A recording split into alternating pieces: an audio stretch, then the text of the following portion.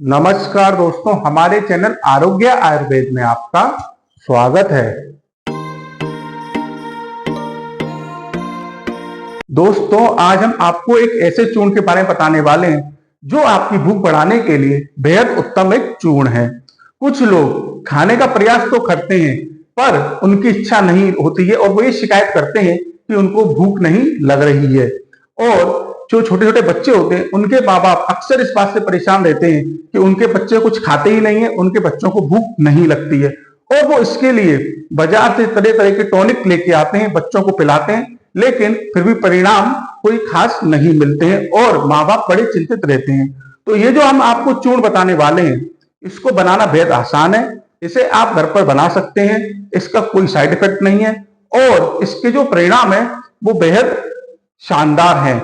तो आज हम इसकी संपूर्ण जानकारी आपको प्रदान करने वाले हैं, तो इसे जरा आप ध्यान से सुनिएगा और कहीं नोट कर लीजिएगा। बेहद आसान शब्दों में हम आपको सब बताने वाले हैं। तो सबसे पहले हम इस चूर्ण की सामग्री जानेंगे, यानी कि मुख्य घटक जानेंगे। तो देखिए, इसमें सबसे पहली जो चीज डलेगी वो है सौंठ। दूसरी चीज जो इसमें आपकी डलेगी वो है काली मिर्च। तीसरी चीज जो इसमें आपकी डलेगी वो है लौंग।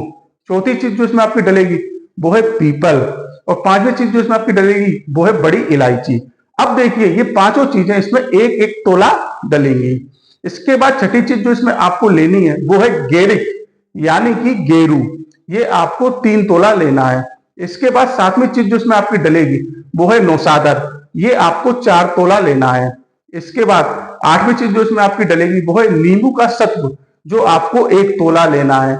इसके बाद जो आपकी 9वीं चीज इसमें डलेगी वो है चीनी, जो आपको 3 तोला लेनी है। और सबसे एंड में जो आपको लेना 10वीं चीज है वो है आपका सूखा हुआ पुदीना, जो आपको 1 तोला लेना है। अब देखिए, आप में से बहुत से लोग सोच रहे होंगे कि तोला मतलब कितना, क्योंकि काफी लोगों को इस चीज का ज्ञान नहीं होगा।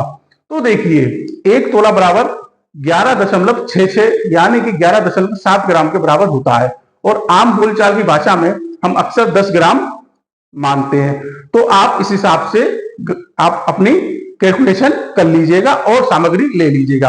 अब आप क्या करें, जैसे हमने आपको बताया है, इस अनुपात में सभी चीजों को ले लेना और सभी को बारीक पीस लेना और बारीक पीसने के बाद में सबको मिलाकर एक इनका चूर्ण बना लेना और इसे किसी शीशी में भर के रख लेना।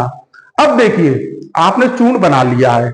अब आप ये सोचेंगे कि इसका सेवन कैसे करना है और सही सेवन क्या है जिससे कि हमें इसके परिणाम बेहतरीन मिले।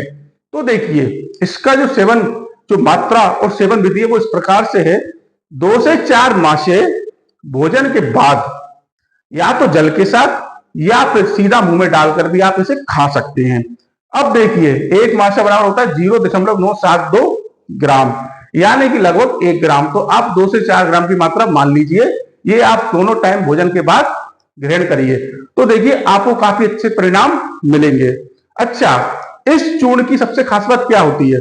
इस चूर्ण की सबसे खास बात यह होती है कि इस चूर्ण के सेवन से किसी को कोई परेशानी नहीं होती है। इसके साथ ही इसका जो टेस्ट जो होता है, यानी कि जो इसका स्वाद होता है, वो बहुत ही बेहतरीन होता है और बच्चे बड़े चाव से इसको खाते हैं और मांग मांग के खाते हैं। इसलिए आपको इसको बच्चों को खिलाने के लिए ज्यादा परेशान होने की आवश्यकता नहीं होती है। बच्चे स्वयं इसको खाएंगे, इतना टेस्टी चूर्ण होता है और जब बच्चे इसको खाएंगे तो उनकी भूख भी बढ़ने लगेगी। आइए तो अब हम इस चूर्ण के फायदे जानते हैं।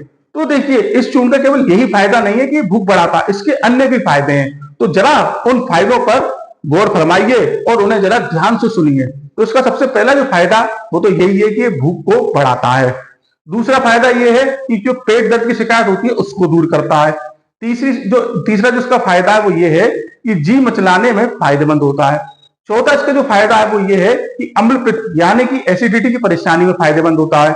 इसके बाद इसका जो पांचवा फायदा है वो ये है कि अफरा में ये फायदेमंद होता है। और इसके बाद जो इसका फायदा है वो ये है कि जो अपच होती है, अपच की जो शिकायत होती है उसमें ये फायदेमंद होता है। तो देखिए, ये इसके काफी फायदे होते हैं और वो भी बिना किसी साइड इफेक्ट यानी कि दुष्प्रभाव के। तो इसको आप आराम से ग्रहण कर सकते हैं और कोई भी आयु वर्ग का व्यक्ति इसको सेवन कर सकता है, चाहे बच्चा हो, चाहे बड़ा हो, चाहे बूढ़ा हो, कोई भी इसको सेवन कर सकता है। इसमें कोई भी आपको साइड इफेक्ट या परेशानी वाली बात नहीं होती है और इसके जो परिणाम होते हैं ना वो बेहद शानदार होते हैं। तो अगर आपको या आपके बच्चों को भूख ना लगने की परेशानी है तो इस चूर्ण को स्वयं घर पर बनाएं और सेवन करके देखिए, परिणाम आपको बेहद शानदार मिलेंगे। तो देखिए, आज हमने आपको भूख बढ़ाने के लिए चूर्ण की जानकारी दी। आपको ये जानकारी कैसी लगी, ये आप हमें अवश्य बताएं। अगर आप किसी बीमारी परेशानी के बारे में जानना चाहते हैं तो वो भी आप हमें अवश्य बताएं। हम उस पर भी वीडियो बनाकर आपको जानकारी उपलब्ध करवाएंगे। हमारा उद्देश्य बेहद सरल शब्दों में जानकारी उपलब्ध करवाना है और आयुर्वेद को घर घर तक पहुंचाना है। हमारी सभी जानकारी किताबों से और ग्रंथों से ली गई होती है और पूरे परिमाण के साथ हम उनको आपके सामने रखते हैं। इसलिए फिर भी अगर कोई गलती हो जाती है तो उसके लिए हम क्षमा प्रार्थी हैं। आप हमारे साथ ऐसे ही बने रहें। अगर अभी तक आप हमारे साथ नहीं जुड़े हैं तो हमारे साथ अवश्य जुड़िए, हमारे चैनल को सब्सक्राइब अवश्य करिए ताकि आप आसान शब्दों में जानकारी प्राप्त कर सकें। हम आगे भी ऐसे ही वीडियो बनाकर आपको जानकारी उपलब्ध करवाते रहेंगे। तब तक के लिए नमस्कार।